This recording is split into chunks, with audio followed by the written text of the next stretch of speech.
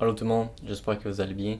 Alors, dans cette vidéo, j'aimerais ça parler de comment trouver le don que Dieu t'a donné. Et en fait, comment savoir c'est quel don qu'il t'a donné, c'est quoi un don et à quoi ça sert. Alors, on va parler vraiment des dons aujourd'hui dans cette vidéo. Alors, on va commencer dans 1 Corinthiens 12, qui va vraiment nous parler des dons spirituels. Je vais pas le lire au complet, je vais commencer au verset 4. Il y a diversité de dons, mais le même esprit. Diversité de ministères, mais le même Seigneur. Diversité d'opérations, mais le même Dieu, qui opère tout en tous. Or, à chacun la manifestation de l'Esprit est donnée pour l'utilité commune. Du verset 4 à 7, ça parle vraiment du corps de Christ. Quand ça dit diversité de dons, mais le même Esprit, diversité de ministères, mais le même Seigneur, diversité d'opérations, mais le même Dieu. Or, à chacun la manifestation de l'Esprit est donnée pour l'utilité commune. Alors, c'est vraiment le corps de Christ. Alors, dans ce passage-là, on voit que tous les dons servent en fait au corps de Christ. Et puis maintenant, au verset 11, un seul et même esprit opère toutes ces choses, les distribuant à chacun en particulier comme il le veut. Alors, le Saint-Esprit, c'est lui qui accorde les dons. Puis, c'est lui qui opère tous les dons en même temps.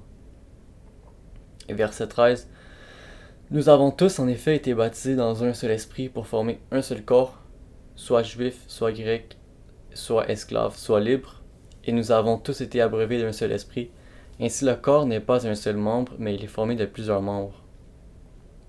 Alors comme je disais, le Saint-Esprit, on forme tous un corps qui est le corps de Christ, et il n'y a pas un seul membre, c'est-à-dire que il y a plusieurs membres, puis dans 1 Corinthiens 12, il va vraiment parler de comment, à quel point chaque membre est important. Verset 24. Tandis que ceux qui sont honnêtes n'en ont pas besoin, Dieu a disposé le corps de manière à donner plus d'honneur à ceux qui en manquaient, afin qu'il n'y ait pas de division dans le corps, mais que les membres aient également soin les uns des autres. Et vous êtes quoi, vous êtes... Puis, tous sont-ils apôtres, tous sont-ils prophètes, tous sont-ils docteurs, tous ont-ils le don des miracles, tous ont-ils le don des guérisons, tous parlent-ils en langue, tous interprètent-ils.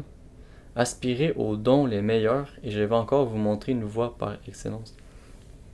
Ce qui veut dire ici par tous sont-ils prophètes, tous sont-ils apôtres, c'est que ça veut pas dire que tu veux servir Dieu que tu vas être un apôtre. Ça veut pas dire que tu veux servir Dieu que tu vas parler en langue, que tu vas avoir le don de l'enseignement, que tu vas avoir le don du chant, d'être un apôtre ou un docteur. Alors vraiment, 1 Corinthiens 12 vient nous parler qu'on a tous un don différent, on est tous autant importants un l'autre. Puis j'essaie de chercher... Ok, à partir d'ici. Si le pied disait « Parce que je ne suis pas une main, je ne suis pas du corps », ne serait-il pas du corps pour cela? Et si l'oreille disait « Parce que je ne suis pas un œil, je ne suis pas du corps », ne serait-elle pas du corps pour cela? Ce que ça veut dire, c'est vraiment... Si le pied disait parce que... C'est ça, parce que si le pied dit « Je suis pas une main » ou « Je suis pas une oreille », ça fait pas en sorte que le pied est pas du corps. Dans le sens où chaque membre est important dans ton corps. Même si ton oreille est plus petite que ton bras, ça fait pas que ton oreille est moins importante que ton bras en fait. Alors vraiment, ça vient dire que chaque membre est important. Puis les dons, je dirais la meilleure façon de savoir quel don tu as reçu, c'est d'exercer. Tu exerces différentes choses dans le Seigneur. Pas nécessairement que tu commences à faire une chose que tu penses que c'est ton don, puis tu fais rien d'autre. Fais de l'enseignement, fais de l'exhortation, fais des chants. Euh, Puis en général, les personnes vont te dire c'est quoi le don que tu as reçu, puis ils vont te le confirmer. C'est comme ça que le Seigneur va te confirmer c'est quoi ton don. C'est souvent à travers les autres qui vont dire que tu as vraiment du talent pour faire ça. Puis c'est surtout qu'est-ce que tu vas mettre tout ton cœur dedans que tu vas savoir que c'est ton don. Personnellement, par exemple, moi, c'est l'enseignement. Le Seigneur m'a placé à l'université pour enseigner. Puis ça m'a permis de voir que j'avais vraiment un don pour l'enseignement, puis d'aider les autres à travers l'enseignement. Puis j'ai aussi une capacité d'expliquer des choses très complexes grâce au Saint-Esprit. Fait que c'est vraiment comme ça que vous allez savoir c'est quoi votre don. C'est quelque chose que vous avez de l'aisance à faire, puis que vous voyez les personnes autour qui n'ont pas cette aisance-là à faire. Si t'es plus à l'aise à chanter, puis pour toi c'est normal, puis t'aimes ça chanter, en général, ça pourrait être parce que t'as reçu un don pour ce domaine-là, en fait. Puis ça peut vraiment être n'importe quoi. Quand tu veux servir le Seigneur, c'est pas nécessairement à travers le chant, ça peut être à travers les bandes dessinées, même. Emery m'a parlé de ça. À travers les bandes dessinées, ça peut bénir grandement les personnes. À travers aider les autres personnes, les pauvres, en donnant des choses, en étant pasteur. Je veux dire, je pourrais continuer à en énumérer infiniment parce que il y a tellement de choses qu'on peut faire pour servir Dieu. Puis il faut pas se limiter à quoi que ce soit. Puis vraiment, c'est comme ça que vous allez trouver c'est quoi votre don pour exercer dans le Seigneur.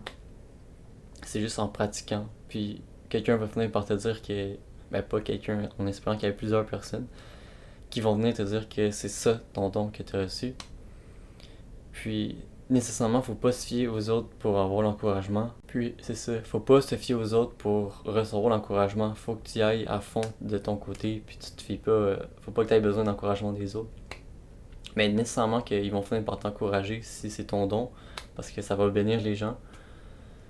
Puis vraiment, c'est Dieu qui agit à travers toi avec le Saint-Esprit qui va finir par bénir la vie des autres personnes à travers toi.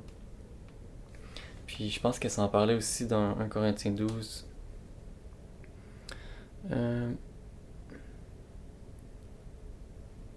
C'est ça, il y a une diversité de dons. Puis tous sont autant utiles l'un l'autre.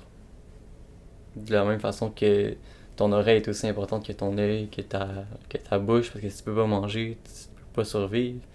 Alors c'est vraiment de voir chaque don comme étant aussi important à l'autre. Même si des fois on pense qu'on est peut-être moins important que quelqu'un qui parle devant beaucoup de personnes.